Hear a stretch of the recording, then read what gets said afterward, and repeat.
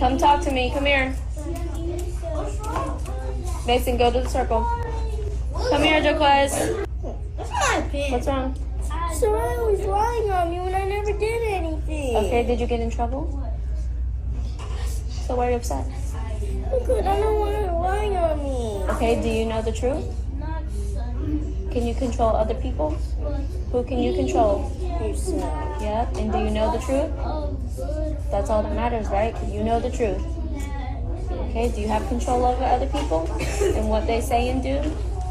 No, I can tell that right now someone else has control over your emotions, right? Okay, so you take back control. What a valuable lesson there. This Instagram reel has garnered thousands of likes, a lot of comments too. Some are divided on this approach, we want to tell you, but we wanted to find out more about this and how to help kids calm themselves when they're upset and emotional. Our parenting expert, Maxwell with Engage Kidz, is here to talk about why teaching children how to regulate their emotions is so important. Thanks for being here. Thank you for having me again. And you know, this is the stuff that's really hard, I think, as a parent. No one teaches you how to do this. Parenting in general, and every new thing is a new lesson for us to learn. So tell us what your thoughts are, first of all, about the video. So I've watched it now several times, and I can see kind of both sides of the story. Yeah. You know, for me personally watching it, I love the fact that she is calm. She herself has total self-regulation. Right. And my hope was that she was hoping that that would co-regulate with the other child, Yeah. and keep that child calm. I do love how at the end, and I don't know if we caught it there, but she does the breathing with the child. She also does kind of like this little cute dance to get him excited. But then on the flip side, I do hear some of the other people's comments. You know, she has a very low affect, but maybe that is her in general.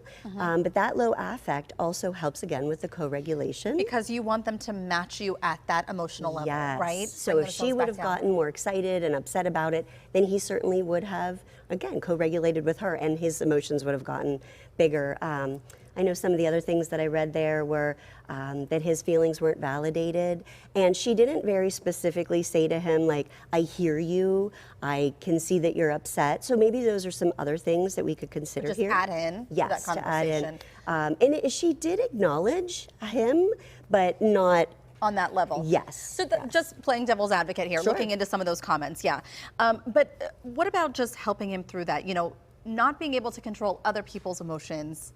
And I thought was so interesting, what she mentioned there is you're allowing right now somebody else to control your emotions. Yes. And I thought, wow, that is so powerful, even as an adult, because how often do we find ourselves, you know, at work or at the store or wherever, we're allowing somebody else to control how we feel in our emotions. And if we could teach our littles these types of things now, it'll keep people from, you know, I mean, if you punch somebody at the grocery store, the police, they don't care what caused, or what happened before that. What led up to it. Yeah, same thing in the high schools. If you punch a student, you know, they only care that you punched the student. They don't really care what led up to it. So if we can start teaching ourselves how to not let others get us excited, upset, and flip out, then we are going to do a lot better moving forward. It's so funny because I lost my cool this weekend. The holiday stress is getting to me. Maybe you at home too. But when we find ourselves in those moments, you mentioned like bringing ourselves back down, regulating ourselves, having other people meet us there.